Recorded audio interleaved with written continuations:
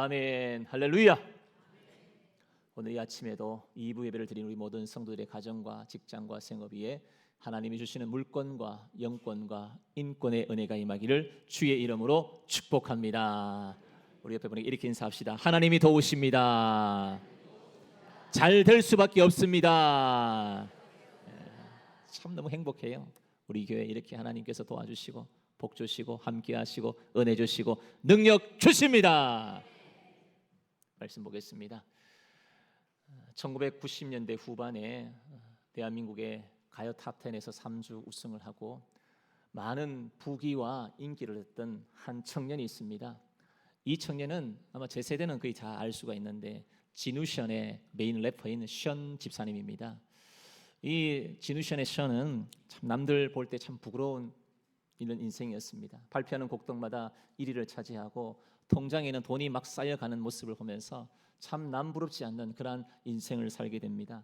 세상의 기준으로 보면 참 젊은 나이에 행복하고 참 돈을 많이 벌었던 인생이었지만 여러분 연예인들이나 그들의 이야기를 들어보면 참 무대 앞에서는 밝은 모습으로 행복한 모습으로 살아가지만 그 무대 뒤편에는 늘 마음의 허전함, 공허함 그런 마음들이 이 션 집사님에게도 있었습니다.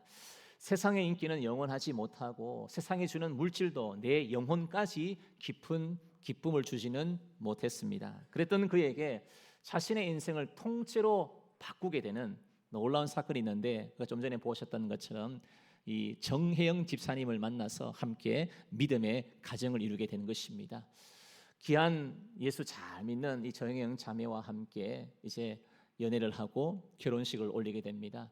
행복한 결혼식을 다 마치고 이제 하룻밤을 자고 아침이 되는데 남편 션 집사님이 정혜영 자매에게 이렇게 이야기합니다. 혜영아, 우리가 이제 결혼해서 참 이렇게 행복한데 이 행복을 우리 둘만 가지지 말고 하나님이 주신 이 행복감을 매일매일 나누는 것이 어때?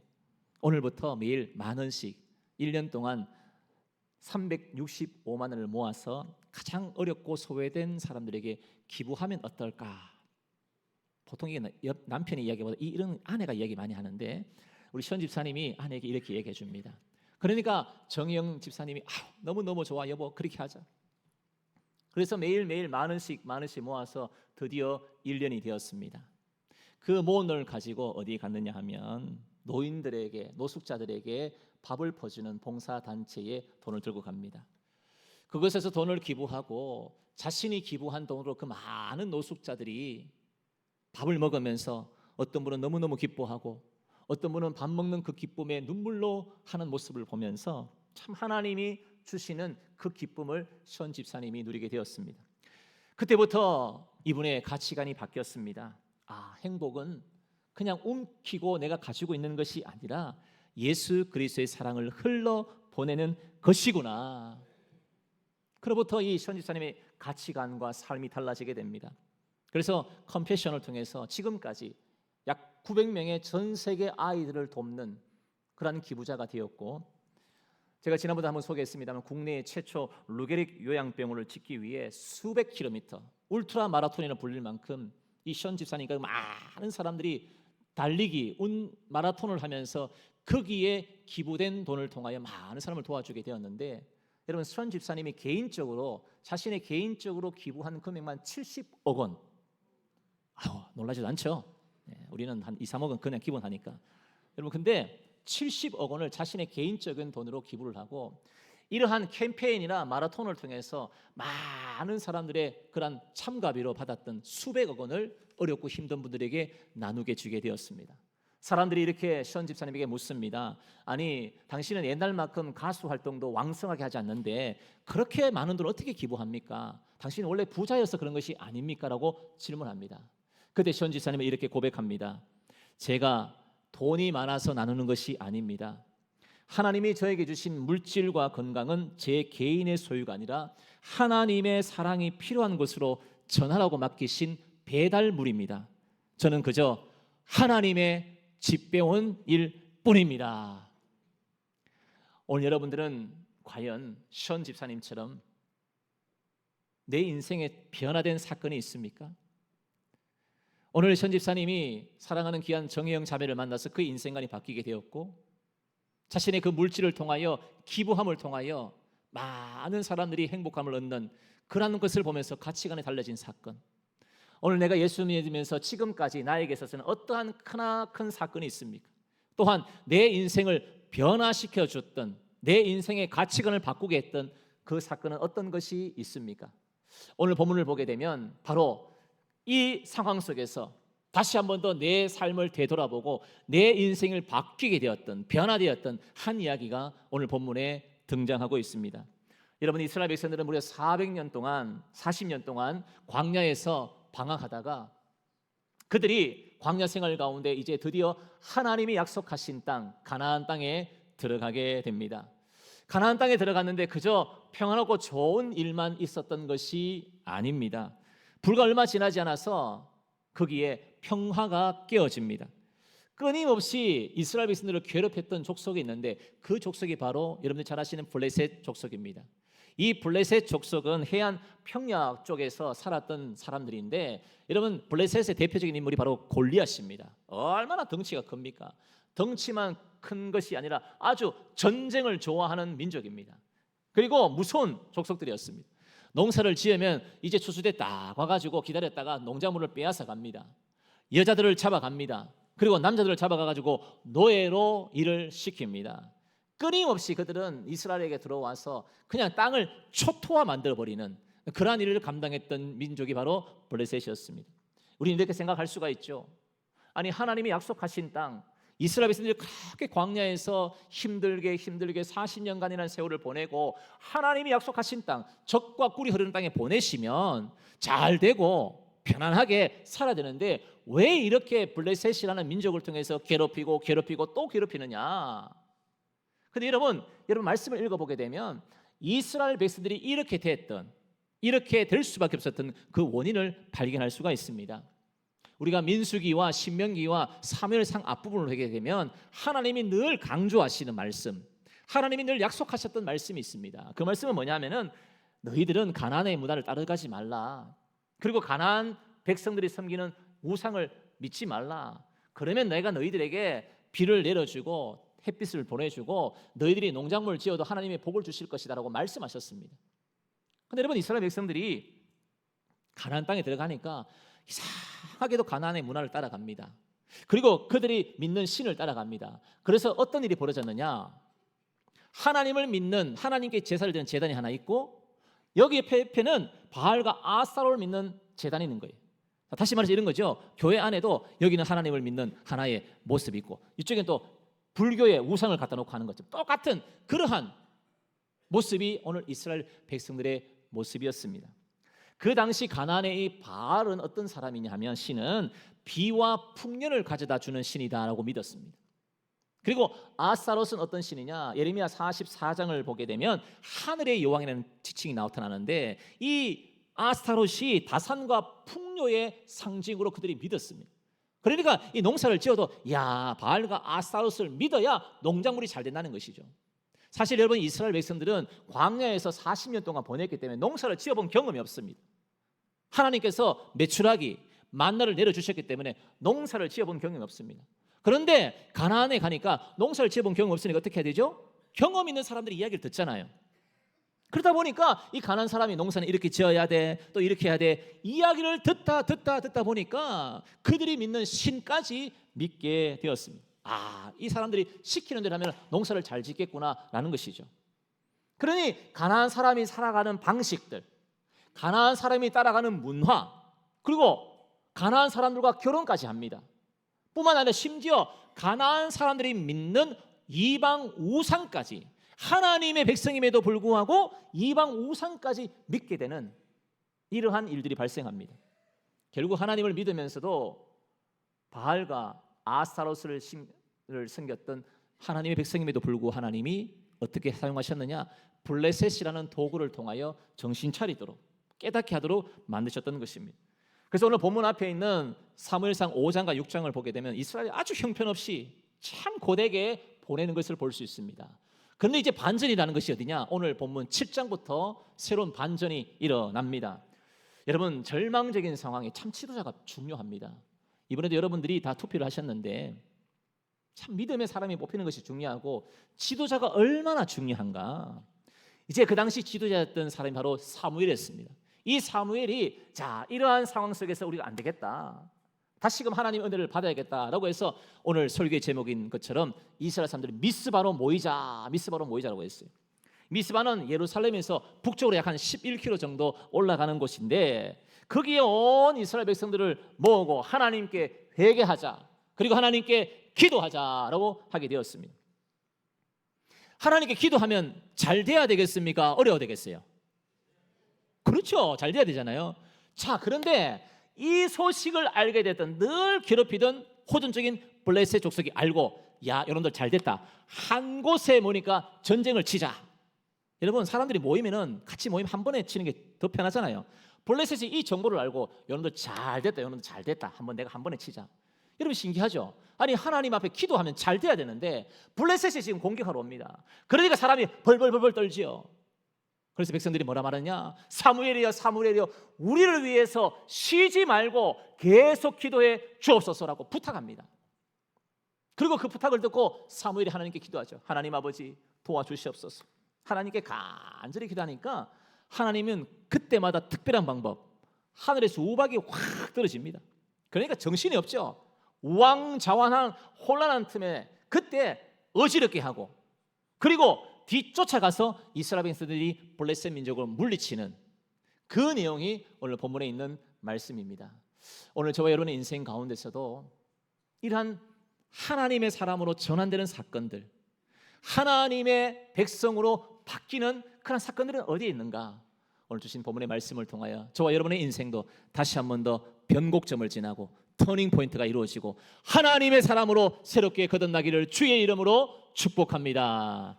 첫 번째로 오늘 미스바에 모였던 이스라엘 백성들은 하나님께 범죄하였습니다 라고 고백하고 회개하는 자에게 하나님이 도와주셨습니다. 오늘 본문 6절 말씀 우리 같이 함께 봉독합니다. 시작.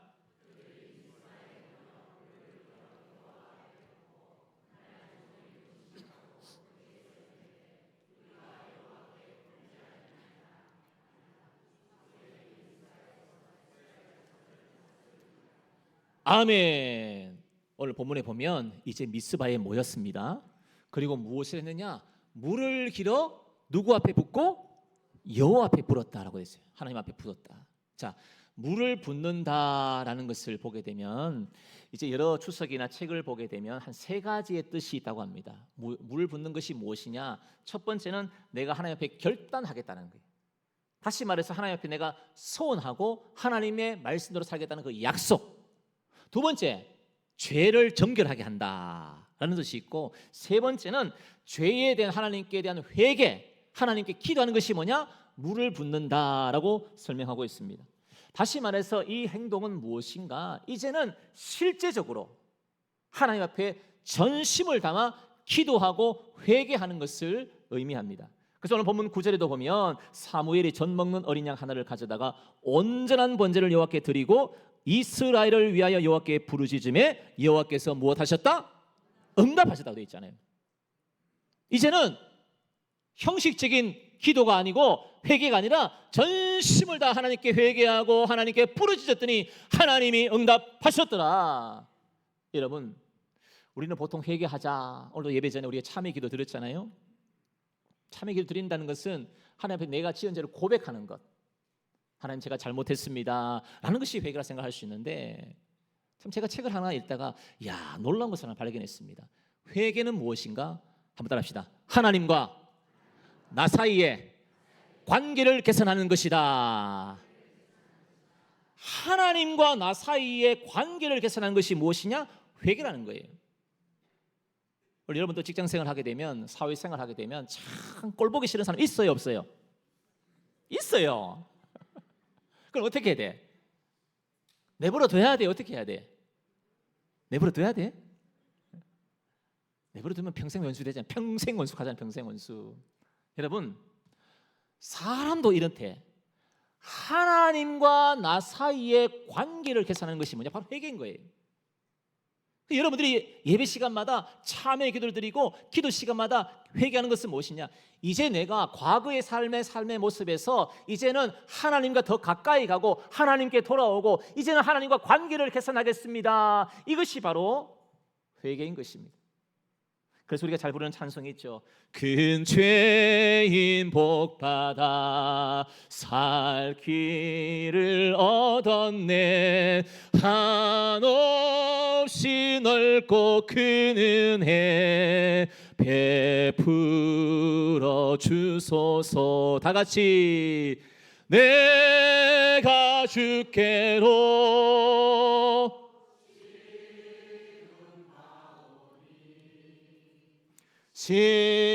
십자가의 보혈로 날 씻어 주소서. 할렐루야.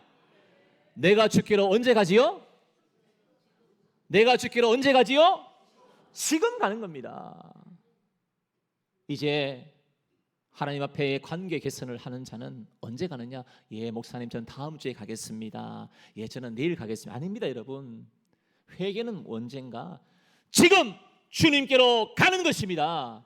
여러분, 하나님 앞에 회개하는 자를 도와주십니다. 회개하는 자에게 주님이 찾아오십니다. 주님께 가까이 가는 자에게 하나님과의 관계가 개선됩니다. 그래서 가까이 자꾸 오셔야 돼. 자꾸 오셔야 돼. 하나님 가까이 오고, 목사도 가까이 오고. 아무도 아멘 안 하노? 하나님도 가까이 하고, 목사도 가까이 하고. 근데 너무도 가까이 와도 안 돼. 네? 너무 가까이 안 돼. 근데 어떤 분은 너무 멀어. 벌써 뭐 보면은 막 축도 끝나기 전에 탕 가오는 분이 많아. 응? 악수도 하기 싫고, 만나기도 싫고, 밥 먹는 것도 싫고, 이야기하는 것도 싫고, 얼마나 싫고가 많은지. 관계 개선하는 거예요. 사람 사이에도 관계 개선이 필요하듯이 여러분 이제는 달라져야 됩니다. 주님께로 가까이 와 이제 하나님과의 관계 개선을 이루기를 축복합니다. 여러분 1646년 프랑스의 한 의사가 얼음판에 넘어져서 골절상을 입은 사람에게 왕진을 가게 됩니다. 그래서 이분을 치료하게 되는데 가보니까 한 아주 똑똑한 젊은 아들이 보이는 거예요. 그래서 이 아들에게 자기가 늘 들고 다니는 성경책 한 권을 주면서 성경을 읽어봐라 라고 합니다. 근데 이 청년이 누구냐면은 19살 때 벌써 계산기를 발견했던 아주 천재고 아주 똑똑한 과학자입니다. 아주 교만의 극치를 달리고 있었죠.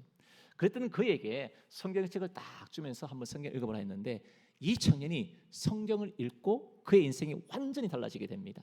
그전에는 수학자, 그전에는 과학자로서 내가 수학과 과학자의 업적을 남겨야겠다라고 생각했던 이 청년이 이제는 하나님에게로 인생이 바뀌어지고 하나님의 업적을 남겨야겠다고 생각을 하고 하나님의 사랑과 하나님의 진리의 은혜가 담겨있는 책을 한 개 쓰게 됐는데 그 책이 뭐냐? 여러분들 잘 아시는 팡세, 바로 그 책의 주인이 바로 파스칼입니다. 이 파스칼은 그 이후로 하나님의 은혜를 입고 하나님의 은혜를 살다가 이제 하나님께 부르심을 받게 되었는데 이 파스칼이 마지막에 남겼던 말이 무엇인가 하면 주여 나를 긍휼히 여기소서. 그 인생이 성경을 통하여 하나님 말씀을 깨닫고 마지막 죽기 직전에 무엇을 했냐? 주여 나를 긍휼히 여기소서. 다시 한 번 더 주님 앞에 회개하고 나의 인생은 주님께 맡깁니다. 긍휼히 여겨 주시옵소서. 회개하고 이제 하나님과의 관계가 개선되는 그러한 고백이 이루어졌습니다. 여러분 요엘 2장 13절 말씀에 너희는 옷을 찢지 말고 마음을 찢고 너희 하나님께로 돌아올지어다. 여러분 이제 옷을 찢지 말고 겉으로 드러나는 것이 중요한 것이 아니라 우리의 마음, 내 생각, 내 모든 것을 하나님께로 돌아가기를 축복합니다. 여러분 회개는 무엇인가? 하나님과의 관계를 이루고 하나님께로 돌아가는 거예요. 어서 돌아오 어서 돌아마노. 할렐루야. 주님이 계속 부르시고 계시는 거예요. 돌아오라 돌아오라 돌아오라. 여러분 회개는 헬라어로 메타노니아라는 단어인데 이 단어는 두 가지가 합성되어 있습니다. 바로 변화를 의미하는 메타와 그리고 머리를 생각하는 노이아가 합성이 되어서 바로 메타노이아 회개는 무엇인가? 내 생각과 마음을 바꾸는 거예요. 내 생각과 마음, 무엇을 바꿔야 되느냐? 못된 마음을 바꾸고, 교만한 마음을 바꾸고, 잘난 척하는 것을 바꾸고, 우리 속에 음란한 것을 바꾸고, 사랑이 없는 마음을 바꾸고, 거짓된 것을 바꾸고 모든 것을 바꾸는 것이 뭐냐? 바로 회개라는 회개. 그동안 내가 아직도 예수 믿음에도 불구하고 과거의 습관을 버리지 못하고 살아가는 분이 있습니까? 다시 한 번 더 내 과거의 습관을 벗어버리고 전심으로 바꾸기를 노력해야 되는데, 오늘 본문 3절의 말씀에 너희가 전심으로 여호와께 돌아오려거든 하고 되어 있어요. 이 말씀을 보게 되면 원문에 뭐라고 되어 있느냐? 전심은 베콜 레바브켐이라는 단어인데, 이 뜻은 너희 모든 마음으로, 다른 마음을 품지 말고 오직 모든 마음을 다한다는 거예요. 한 마음을 가지고 집중해서 하나님을 바라보는 마음. 여러분, 르네상스의 아주 유명한 작가들 잘 아시죠? 그 작가 가운데 바로 미켈란젤로가 있습니다. 이 미켈란젤로는 다비드상이나 여러 가지 작품을 만들 때는 때로는 잠도 자지 않고, 그리고 집도 나오지 않고 계속해서 몰두하게 됩니다. 그러니까 한 친구가 찾아옵니다. 아니, 이렇게 미켈란젤로, 아니 조각을 하고 작품을 만드는 것은 중요한데, 아니 몸도 좀 쉬어야 안 되겠어? 너무 몸을 혹사시키는 거 아니야? 좀 쉬어가면서 하지라고 말하니까 미켈란젤로가 친구에게 이렇게 이야기합니다. 나는 이 돌 속에 갇혀 있는 천사를 보기 위해 나는 전심으로 집중할 뿐이야. 내가 집중하지 않으면 그 천사는 영원히 못 본다네라고 이야기하는 거예요. 여러분, 바로 이처럼 한 품의 작품을 위해서도 전심으로 했을 때 하나의 작품이 나오듯이, 오늘 이 전심이라는 것은 무엇인가? 내 모든 것을 모아서 거기에만 집중하는 거예요. 이것이 바로 진정한 회개인데, 여러분, 세계에는 수많은 부흥운동이 있었습니다. 1900년대에 영국의 웨일스 부흥운동과 그리고 인도의 부흥운동이 있었습니다. 그리고 미국의 캘리포니아에 있었던 아주사 부흥운동, 그리고 우리나라는 1907년 평양 대부흥운동이 있었습니다. 이런 많은 대부흥운동에서는 두 가지의 역사가 반드시 일어났습니다. 그 첫 번째는 뭐냐? 회개의 운동이 일어납니다. 하나님, 내가 잘못했습니다. 나의 죄입니다. 회개 운동. 두 번째, 회개 운동하고 난 이후에는 뭐가?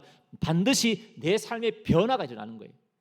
기도만 하고 끝나는 것이 아니라 내 말과 성품과 행동이 달라지고, 사회를 바라보는 눈이 달라지고, 실천하는 행동, 회개하고 그리고 내 삶의 모습이 달라지는 이 두 가지가 반드시 일어났던 것입니다. 오늘 저와 여러분의 삶 가운데서도 이러한 주님께로 돌아가 내 인생을 다시금 회개의 사람, 은혜의 사람, 주님께로 가까이 가는 믿음의 백성이 되기를 축복합니다. 두 번째로, 온 이스라엘이 미스바에 모여서 하나님께 감사함으로 하나님의 도우심을 경험했습니다. 오늘 본문 12절 말씀 우리 같이 봉독합니다. 시작.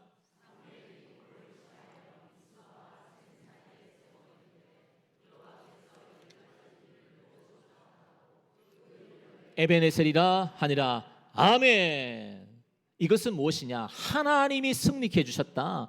블레셋을 이긴 것은 우리의 힘과 노력으로 이긴 것이 아니라 하나님의 승리다라고 외치는 것입니다. 그러면서 이 하나님의 도우심에 대해서 우리가 잊어서는 안 되겠다. 하나님이 여기까지 도우셨으니 우리가 기념비를 세우자라고 해서 이 에베네셀, 도움의 돌, 하나님이 여기까지 도우셨다라는 기념비를 세우게 됩니다. 그리고 하나님께 감사합니다. 여러분, 감사는 기적을 낳습니다. 또 다른 감사는 감사하면 감사할수록 더 많은 복을 허락해 주십니다. 그리고 하나님은 감사하는 자에게 풍요한 것을 주십니다. 그래서 이스라엘 백성들이 이 하나님의 도우심 우리가 잊어서는 안 되겠다. 우리가 절망으로 죽을 수밖에 없지만 하나님이 여기까지 도와주셨으니 하나님 잊지 말고 하나님께 감사하자. 근데 오늘 본문을 보면 13절에 아주 재미있는 표현이 있습니다. 그 말씀이 뭐냐? 이에라는 단어예요. 하나님 감사하고 기념비를 세우고 나니까 이에 블레셋 사람들이 다시는 이스라엘 경내에 들어오지 못하였더라. 하나님께 감사하고 하나님을 기억하는 자에게 어떤 일이 벌어졌느냐? 다시는 블레셋이라는 족속이 괴롭히지 못했던 사건. 이에 블레셋. 두 번 다시 블레셋 사람들이 들어오지 못했는데 이렇게 이 기념비를 세운 것은 무엇인가? 다시 한 번 더 하나님 은혜를 생각하고 나 같은 우리 민족을 도와주신 하나님의 은혜, 그것을 우리가 잊지 말자, 하나님께 감사하자라고 하여 기념비를 세우게 되었습니다. 여러분, 이처럼 하나님께 하는 감사는 보호를 가져옵니다. 하나님께 하는 감사는 지경을 넓힐 수가 있습니다. 하나님께 하는 감사는 평화가 찾아옵니다. 여러분이 하나님께 감사한다는 건 무엇이냐? 지혜로운 사람이에요. 지혜로운 사람은 어떤 사람이냐? 하나님께 내 인생 가운데 베풀어 주신 것을 기억하고 그 베풀으신 은혜에 감격하는 자. 그래서 우리가 잘 부르는 찬양이 있죠. 지금까지 지내온 것 주의 크신 은혜라, 한이 없는 주의 사랑 어찌 이루 말하랴. 다 같이 자나깨나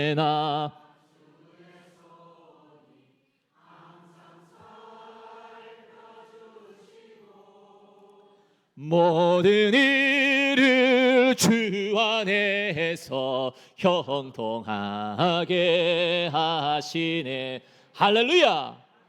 주의 손이 오늘 여러분에게도 항상 살펴주시기를 축복합니다. 하나님께 감사하는 자, 하나님께 감사의 기념비를 세운 자에게는 하나님이 에베네셀, 도움의 도를 허락하셨는데, 하나님은 이 도움의 도를 통하여 그들에게 감사하는 자에게 세 가지의 복을 주십니다. 그 첫 번째, 하나님께서는 그들에게 잃어버렸던 땅을 다시금 회복시켜 주십니다. 둘째, 하나님의 보호하심이 임했습니다. 세 번째, 그들 나라에 무엇이 임했느냐? 평화가 임하였더라. 평화가 임하였더라. 오늘 저와 여러분들도 하나님의 그 은혜에 감격하는 자에게 잃어버렸던 다시금 믿음이 회복되기를 축복합니다. 잃어버렸던 열심이 회복되기를 축복합니다. 여러분의 가정과 직장과 일터 위에 하나님이 회복시켜 주시고 평화를 찾게 하시고 기쁨을 주실 줄로 믿습니다. 여러분, 이 세상에는 사람의 힘만으로 할 수가 없습니다. 이번 주에도 사실 한 3분이 돌아가셨어요. 참 슬픔 속에 있는 유족들이 그래도 부모님의 효도하고 싶고 오래 살고 싶잖아요. 근데 생명도 내 마음대로 할 수가 없는 거예요. 건강도 마찬가지고 사람의 능력은 반드시 한계가 있습니다. 이런 책이 있습니다. 기가 막힐 웅덩이에서 부르는 새 노래라는 책이 있는데 아주 한 재미있는 이야기가 나옵니다. 감사하는 사람은 뭘 봐도 감사의 제목을 찾아낸다. 어떤 사람이 거울을 보았는데 똥배가 보였다. 대머리가 보이고 커다란 딸기코에 튀어나온 핏줄까지 살아온 세월을 원망할 것만 같았다. 그런데 그는 이렇게 말했다. 그래도 시력은 괜찮은 편이네. 여러분, 감사하는 사람은 신통하죠. 참, 이런 것을 통해서 시력이 내가 좋아지는 것을 찾듯이 감사의 제목을 찾는 사람들이 많이 있습니다. 죽을 때 후회하는 25가지라는 책이 있습니다. 이 책은 일본의 작가 오츠 슈이치라는 분이 썼는데, 이분은 말기 암 환자를 대상으로 치료하는 바로 호스피스 전문의입니다. 그분이 1000명이나 되는 마지막 임종을 앞두고 있는 환자들에게 묻는 질문, 당신은 인생에서 무엇이 가장 후회스럽습니까? 라는 질문을 합니다. 그런데 남은 시간, 불과 몇 시간이 되지 않는 그 환자들, 이제 몸도 제대로 가눌 수 없는 분들이 하는 그 순간 가장 후회하는 것이 뭐냐? 자신이 사랑했던 사람에게 고맙다는 이야기 못했다는 것. 내가 사랑하는 사람들이 그렇게 내가 고맙다는 표현을 하지 못했다는 것. 그리고 고맙습니다, 감사합니다라는 그 말에 내가 너무 인색했다라는 것이 돌아가는 사람들의 마지막 후회하는 이야기입니다. 우리 이렇게 생각하죠. 통장 비밀번호는 이것이란다. 아파트는 막내딸에게 주어라. 이런 이야기를 할 것처럼 보이지만 이거는 내가 조금 움직일 수 있을 때, 내가 좀 몸을 가눌 수 있을 때는 이런 말 할 수 있지만 마지막 죽기 전 이제 눈뜰 힘조차 없을 때 뭐라 말하느냐? 미안하다. 미안하다. 내가 너무 미안하구나. 뭐가 그렇게 미안한 게 많은지. 마지막 돌아가시는 분들은 다 한결같이 하는 이야기가 자식들에게 미안하다. 미안하다. 내가 마음을 너무 표현을 못했구나. 사랑하다는 말을 못했구나. 여러분, 그만큼 우리가 이 세상을 살면서도 고맙다라는 표현을 너무 못한다는 것. 여러분, 저와 여러분들도 하나님의 은혜를 잊지 마십시오. 지금까지 도와주신 하나님의 은혜를 바라보며 늘 감사 감격하는 믿음의 성도가 되기를 축복합니다. 마지막으로 온 이스라엘 백성들이 미스바에 모여서 과거에도 도와주신 하나님, 현재에도 도와주신 하나님, 앞으로도 도와주신 하나님을 감사하며 하나님을 만났습니다. 여러분, 하나님의 백성을 향한 하나님의 도우심은 계속된다는 것을 기억하십시오. 그래서 마태복음 28장 20절, 내가 너희에게 분부한 모든 것을 가르쳐 지키게 하라. 볼지어다 내가 세상 끝날까지 너희와 항상 함께 있으리라. 주님은 우리에게 분명하게 약속하셨습니다. 세상 끝날까지 나와 함께 있으리라. 그리고 요한복음 14장 18절, 내가 너희를 고아와 같이 버려두지 아니하고 너희에게로 오리라. 남편이 먼저 돌아가신 분들, 아내가 먼저 돌아가신 분들, 자식이 먼저 돌아가신 분들, 부모가 먼저 돌아가신 분들 걱정하지 마십시오.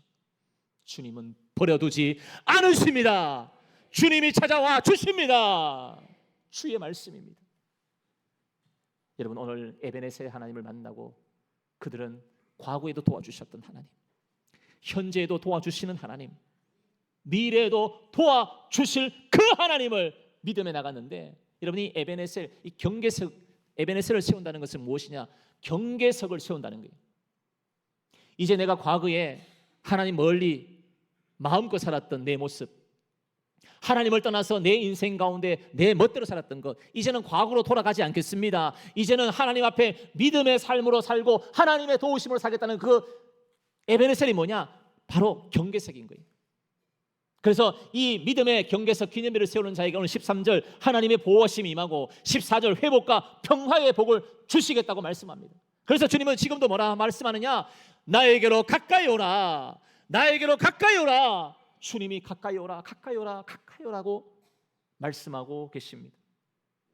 여러분, 절대로 과거로 돌아가지 마십시오. 과거의 내 인생에 하나님을 떠났던 내 인생의 모습 돌아가지 마십시오. 이제는 하나님의 사람으로 되기를 소망합니다. 하나님과 함께 길을 걷기를 추구합니다. 주님과 함께라는 좋은 글귀가 있어서 제가 한번 소개해 드릴 테니까 한번 읽어 들어보십시오. 세 사람의 남자가 주님과 달리기를 했다. 첫 번째 사람은 주님과 동시에 골인을 했다. 두 번째 사람은 주님보다 조금 늦게 들어왔다. 세 번째 사람은 조금 일찍 들어와서 1등을 했다. 그들에게는 이런 명칭이 부여되었다. 첫 번째 사람, 주님과 동행하는 자. 두 번째 사람, 주님을 따르는 자. 세 번째 사람, 주의 길을 예비하는 자. 오늘 여러분들 지금 누구와 달리고 있습니까? 목사님, 저는요 자식하고 잘 달리고 있습니다. 저는 아내 남편과 잘 달리고 있고요, 돈하고도 잘 달리고 있습니다. 여러분, 그 달림은 영원하지 못합니다. 주님과 함께 달리시기를 축복합니다. 에베네셀의 하나님, 나에게 능력 주시는 하나님, 오늘 우리 모든 믿음의 성도들도 다시 한 번 더 주님과 함께 믿음의 길을 걷기를 축복합니다. 주님께로 돌아가십시오. 이제 주님과의 관계 개선을 만드십시오. 주님께 더 가까이 가십시오. 오늘도 주님 맞이하시는 주님, 우리를 반겨주시는 그 주님의 품으로 들어가 하나님께 감사하고, 이제 나의 과거된 모습들 벗어 던지고 이제 하나님의 사람으로, 믿음의 사람으로 승리하는 우리 모든 하나님의 백성이 되기를 주의 이름으로 축복합니다. 기도하겠습니다. 전능하신 하나님 아버지, 오늘 우리 믿음의 백성들 가운데 하나님이 역사하시고 인도하시고 오늘도 하나님의 도우심을 경험하기 위하여 이 아침에도 나왔습니다. 내 인생 가운데 에베네셀과 같은 기념비가 세워지는 믿음의 인생이 되게 도와주시고, 여기까지 도우신 하나님, 앞으로도 도우실 하나님, 미래 삶 속에서도 이끄실 그 하나님을 믿고 의지하며 감사하는 하나님의 백성들이 되게 해 주시옵소서. 감사드리오며 예수님의 이름으로 기도드리옵나이다. 아멘.